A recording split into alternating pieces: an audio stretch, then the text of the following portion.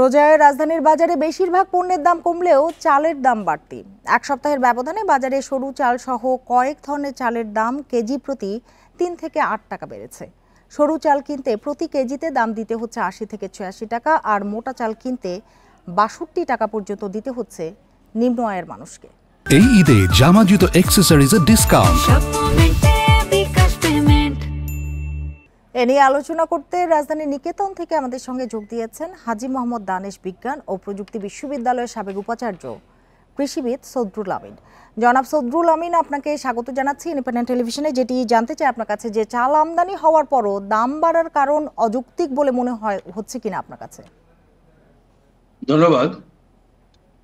চাউল বাংলাদেশের প্রধান খাদ্য মানুষের, কিন্তু এই চাউলের মূল্য যদি অনিয়ন্ত্রিত থাকে সেটা অবশ্যই তার খেসারত আমাদেরকে দিতে হবে। তবে কয়েকটা বিষয় আমাদেরকে মানতে হবে। একটা হলো, কয়েক বছর আগে থেকে সিদ্ধান্ত হয়েছিল যে মিনিকেট নামে কোনো চাউল নাই, সেই মিনিকেট নামে যেন বাজারে কোনো চাউল রিপোর্টিং না হয়। কিন্তু সেই মিনিকেট এখনো চলছেই, এগুলি আমাদের সাবধান হওয়া দরকার। আরেকটা বিষয়, অনেক ব্যবসায়ী বললেন যে সাপ্লাই শর্ট তাই দাম বাড়াই দিছি। এগুলি তো ইচ্ছা মতো চলে না। এগুলি যদি চাউল শর্ট থাকে চাউল পাওয়া যাবে না, কিন্তু দাম বাড়বে কেন? এগুলি তো সরকারকে দেখতে হবে। যাই হোক, আমি তিনটা বিষয় উল্লেখ করবো এই ক্ষেত্রে। সেটা হলো যে চাউলের প্রকৃত মূল্য কত হবে, এটা কি আসলে কম বেশি হবে, আর সরকারি পদক্ষেপ কি কি নেওয়া উচিত, এবং দুর্নীতিবাদের দণ্ড দেওয়া হয়েছে কিনা। আসলে আমরা এই তিনটার মধ্যে একটাও দেখবো না, কারণ চাউলের প্রকৃত মূল্য কত এটা সরকারও জানে না। সরকারি পদক্ষেপ যেটা নিচ্ছিল গত অক্টোবর নভেম্বরে, যে শুল্ক টুল্ক মাফ করে দেওয়া, এরও কোনো সুফল আসে নাই। আর দুর্নীতিবাদের যারা চাউলের দাম বাড়ায় তাদের কারো কোনো রকম শাস্তি বা কিছু হয় নাই। আর এই সমস্ত ব্যাপারে যে পরামর্শ দিবে, যেমন ডিপার্টমেন্ট অফ এগ্রিকালচার মার্কেটিং এবং কৃষি মন্ত্রণালয়, কিন্তু সেখানে দেখেন দেশে প্রায় 24 জন উপদেষ্টা আছে, কিন্তু এই এত বড় মিনিস্ট্রি 60% মানুষ এর সাথে জড়িত, সেই মিনিস্ট্রির কোনো পূর্ণ মন্ত্রী নাই।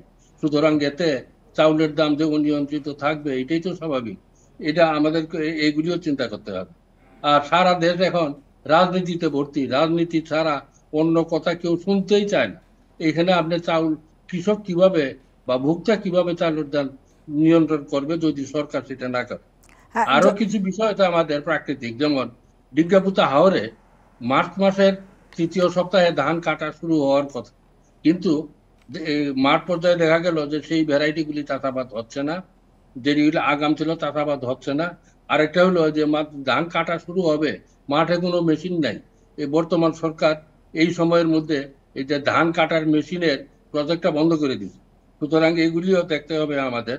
আর আমাদের মেইন উৎপাদন কাজটা হচ্ছে উৎপাদন বাড়ানোর কি উদ্যোগ আছে? উপকরণ মূল্য কমানো, সঠিক তথ্য ব্যবহার, এবং সর্বদা সঠিক তথ্য ব্যবহার করে পরিকল্পনা করা। জনাব সদরুল আমিন, আমদানি শুল্ক রেয়াতের পরও বেশি মুনাফা করছে ব্যবসায়ীরা, তারা কি জবাবদিহির বাইরে? আমরা বহুবার বলেছি এই আপনাদের অনুষ্ঠানের মাধ্যমেই যে আমদানি শুল্ক কমানো, এটা ওটা কমানো, তাতে ব্যবসায়ীরা আরো সুযোগ নেই। এতে কোনোদিনও আমদানি শুল্ক কমায়া গত 10 বছরে কেউ কোনো পণ্য মূল্য কমাতে পারে নাই। এটা ব্যবসায়ীরা মনে করে সরকার আহাম্মক, এই জন্য তাদেরকে দেয়া আমদানিটা কমায় নেয়। আমদানিতে কোনোদিনও কমবে না, দাম কমবে, অন্যান্য কমবে। সেটা উৎপাদন, নিজের দেশে উৎপাদন বাড়ানো হইলে এবং উপকরণ মূল্য যদি ন্যায্য মূল্যে উপকরণ মূল্য পাওয়া যায়, কম থাকে, তাহলে উৎপাদন ব্যয়টা কম হবে। সেইটাই হলো প্রকৃত মূল্য কন্ট্রোল হবে। আর একদিকে সরকার বাড়াবে, ব্যবসায়ীরা মানবে না, তারপরে আবার মূল্যস্ফীতি বাড়বে। এইগুলি এই যে দেশে এখন উপদেষ্টার মধ্যে 5-6 জন বিশ্বের নাম করা অর্থনীতিবিদ আছেন, তারা কি করে? কৃষক তো গরিব মূর্খ, কিন্তু এত সব বিশেষজ্ঞ অর্থনীতিবিদ, তাদের তো এগুলি চিন্তা ভাবনা করা উচিত। জনাব সদরুল আমিন, তেলের পর চাল, এরপর কি বাজার ব্যবস্থাপনায় শৃঙ্খলা আসলে কবে ফিরবে, কি মনে হয় আপনার কাছে? বাজার ব্যবস্থা এখন বিচ্ছিন্নভাবে এমন ভাবে রাখা আছে, না খাদ্য মন্ত্রণালয়, না বাণিজ্য মন্ত্রণালয়, না কৃষি মন্ত্রণালয়। কৃষি মন্ত্রণালয়ের যে ডিপার্টমেন্ট অফ বিপণন অধিদপ্তর আছে, তাদের এই লাইনে কোন রকম রেসপন্সই নাই। আর বাণিজ্য মন্ত্রী খালি কয় শুল্ক মাফ করো আর আমদানি করো। আর খাদ্য মন্ত্রণালয় কয়ে আমাদের গুদামে চাউল আছে, কোনো অসুবিধা নেই, এগুলি খাজানগর তারা ডিল করে। এগুলি আসলে ব্যবস্থাপনার কোনো ভাইটাল ইস্যু না বা ভাইটাল স্কোপ না। ভাইটাল স্কোপ হচ্ছে কৃষি মন্ত্রণালয়কে বলতে হবে আমদানি বাড়ান, সঠিক তথ্য ব্যবহার করেন, প্রয়োজনে উৎপাদন বাড়ান, যদি প্রয়োজন হয় আপনারা জানান আমদানি করা লাগবে কিনা, কিন্তু দাম বাড়তে দিব না। এই ব্যাপারে সরকারকে চ্যালেঞ্জে থাকতে হবে যে দাম বাড়তে কোনো অবস্থায় দিব না। এটা ব্যবসায়ী হোক বা যেই হোক, দাম বাড়তে দেওয়া হবে না। ভোক্তা অধিকার আছে আমাদের দেশে, ভোক্তা লইয়া আমরা সবাই খুব চিল্লাচিল্লি করতেছি, কিন্তু উৎপাদক সমিতি তো নাই। যারা উৎপাদন করতেছে তাদের দিকে কেউ তো চায়াও দেখে না। আর এখন তো নাই, এখন তো সব রাজনীতির বাইরে, যে মিডিয়াতে বিভিন্ন অনুষ্ঠান করবে, আমরা যদি রিকোয়েস্ট করি কোনো নাই যে এই একটা সমস্যা এটা নিয়ে শো করেন, কয় এই সমস্ত কথা কেউ শুনতে চায় না। এখন শুধু রাজনীতি রাজনীতি, এগুলি তো একটা দেশের জন্য নর্মাল বিষয় না।